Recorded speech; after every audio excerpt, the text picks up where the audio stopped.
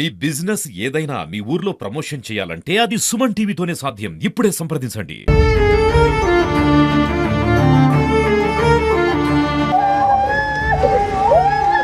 నమస్తే, welcome to Suman TV Warangal. నేను మీ స్వాతి బచ్చు. ఈరోజు వరంగల్లో దారుణ సంఘటన అని చెప్పొచ్చండి. ఇప్పటి వరకు మనం విన్న క్రైమ్లో ఒక ఎత్తు అయితే ఇప్పుడు నేను చెప్పబోయే క్రైమ్ అయితే ఒక ఎత్తు అని చెప్పొచ్చు. అసలు ఏం జరుగుతుందో అర్థం కావట్లేదు.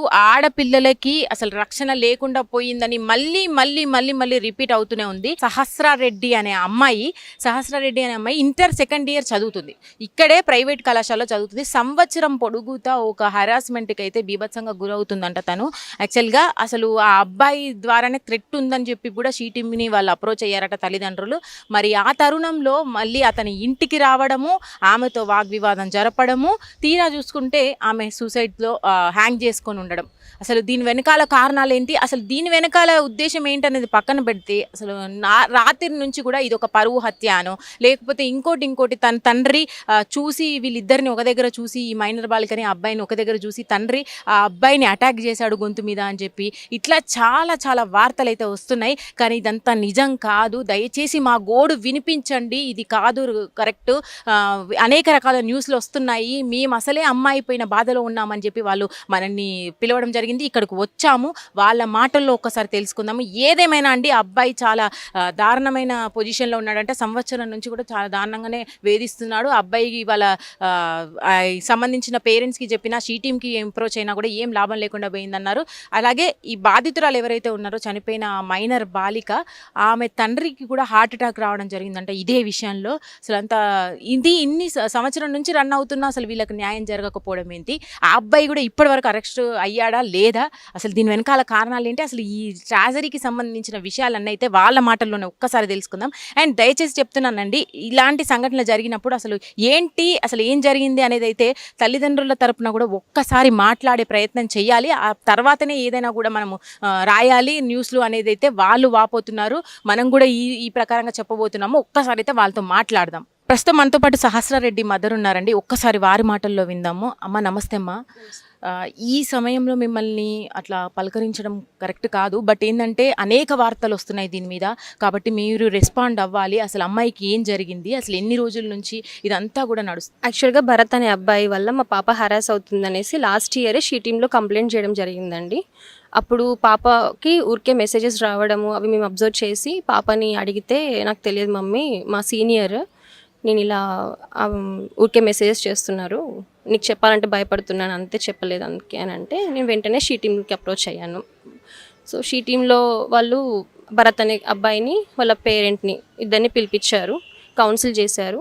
ఇంకొకసారి అమ్మాయి జోలికి రావద్దు, రాము అనేసి రాయించారు బాండ్ పైన ఏం రాశారంటే, అమ్మాయి జోలికి రాము, మాది తప్పు, అమ్మాయిని హరాస్ చేశాము అని ఒప్పుకొని ఇంకొకసారి అసలు జోలికి రాము, మేము ఒకవేళ పాపకి ఏమైనా అయితే దానికి కంప్లీట్గా మాదే బాధ్యత అని కూడా రాశారు దాంట్లో. ఆ రికార్డ్ కూడా సార్ వాళ్ళ దగ్గర ఉంది. దాని తర్వాత మళ్ళీ కాంటాక్ట్లోకి వచ్చాడో తెలియదు. నిన్న ఆఫ్టర్నూన్ ఇంట్లోకి ఒక అబ్బాయి వచ్చాడు అనేసి మా బ్రదర్కి కాల్ వచ్చింది. ఎవరు చేశారు? మీ కూతురు చేసిన? మా కాలనీలో చూసిన వాళ్ళు మా బ్రదర్కి కాల్ రాగానే మా బ్రదర్ మా హస్బెండ్కి కాల్ చేశారు, నాకు కాల్ చేశారు. తనని మేమే వెళ్ళమని చెప్పాము. అంతలో మా హస్బెండ్ కూడా కలిసి చేరుకున్నారు. ఇద్దరు కలిసి లోపలికి వెళ్ళేసరికి ఆ అబ్బాయి వెనక డోర్ నుంచి పారిపోతూ ఉన్నాడు. సో ఆ పారిపోతున్న టైంలో వీళ్ళు పాపని చూడకుండా అతన్ని క్యాచ్ చేయడం కోసం, అసలు అతను ఎవరు అనేది క్యాచ్ చేయడం కోసం వాళ్ళ వెనుక గోడ దూకి అందులో పొదలలో పారిపోతూ ఉంటే పట్టుకున్నారు. ఒక 10 minutes అరౌండ్ అట్ల తర్వాత నాకు కాల్ చేసి అబ్బాయి దొరికాడు, నువ్వు వచ్చేయి అని అంటే నేను స్టార్ట్ అయ్యి స్కూల్ నుంచి వచ్చాను. తర్వాత అంతలోనే మా హస్బెండ్ ఎందుకైనా మంచిది అనేసి, పాపని చూడలేదు కదా, పాప ఎలా ఉందో చూడలేదు అనేసి మళ్ళీ డౌట్ వచ్చి మా మరదలకి కాల్ చేస్తే మా మరదలు వెళ్ళి చూసేసరికి హ్యాంగ్ చేసుకొని ఉంది. హ్యాంగ్ చేసిన దాన్ని పక్కన వాళ్ళు బీపీ కింద పెట్టారనేసి తను చూసింది. తెలియదు, హ్యాంగ్ ఎవరు చేశారనేది తెలియదు. మీకు అనుమానం ఉంది? భరత్ అతనే కదా వచ్చింది, అతనే బయట మాకు కనిపించింది అతనే. సో అతనే కాబట్టి అతను నన్ను కలిసిన తర్వాత కూడా ఒకటే మాట, ఎందుకురా నువ్వు మళ్ళీ నా పాప లైఫ్లోకి వచ్చావు, నీకు ఆల్రెడీ వార్నింగ్ ఇచ్చాం కదా అని అంటే, అరవకండి మేడం, ఫస్ట్ మీ కూతురు దగ్గర అక్కడికి వెళ్ళి చూడండి అని అన్నాడు. మీరు లేరు కదా అప్పుడు, మీరు ఎవరితో అన్నారు? నాతోనే, నేను మా బ్రదర్ అండ్ మా హస్బెండ్ ఇద్దరు దొరకబట్టినప్పుడు మీరు మీకు కాల్ చేశారు, కాల్ చేశారు. మీరు కాల్లో మాట్లాడారా ఇదంతా? 3 minutesలో నేను ఆ ప్లేస్కి చేరుకున్నాను, రీచ్ అయ్యాను. తను మా పాప దగ్గరికి వెళ్ళిపోయారు. భరత్ అనే వ్యక్తిని మీరు చూశారు కదా, మీరు ఆయనతో మాట్లాడినప్పుడే ఆ వర్డ్స్ వచ్చాయి ఆయనలో. అంతే.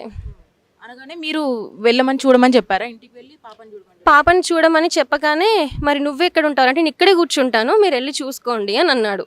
అన్న తర్వాత మేము మా బ్రదర్తో ఫాస్ట్గా వెళ్ళేసరికి పాపని బయటికి తీసుకొచ్చేసారు. ఇంకా అక్కడ ఏం జరిగిందో నాకు తెలియదు.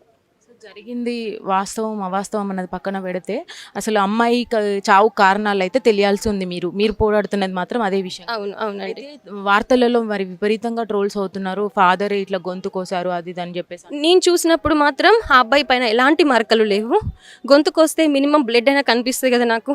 చాలా యాక్టివ్గా ఉన్నాడు, సింపుల్గా చెప్పాడు, వెళ్ళి చూడండి ఒకసారి అక్కడికి వెళ్ళి అనేసి చెప్పాడు, అంతే. అబ్బాయిని అరెస్ట్ చేయడం జరిగిందా మరి పోలీసులు అరెస్ట్ చేశారో లేదో మాకు తెలియదు. మీరు ఇప్పుడు దగ్గరుండి అబ్బాయిని అప్పచెప్పలేదు, ఆయన వెళ్ళిపోయినాడు. మీరు అనుమానం ఉందని అయితే కంప్లైంట్ ఇచ్చారు, బట్ అబ్బాయిని ఏమో అప్పచెప్పలేదు. లేదండి. ఆయన అరెస్ట్ చేశారో కూడా తెలియదు, కానీ వార్తలలో మాత్రం అసలైంది కాకుండా వేరే మొత్తం వస్తుంది.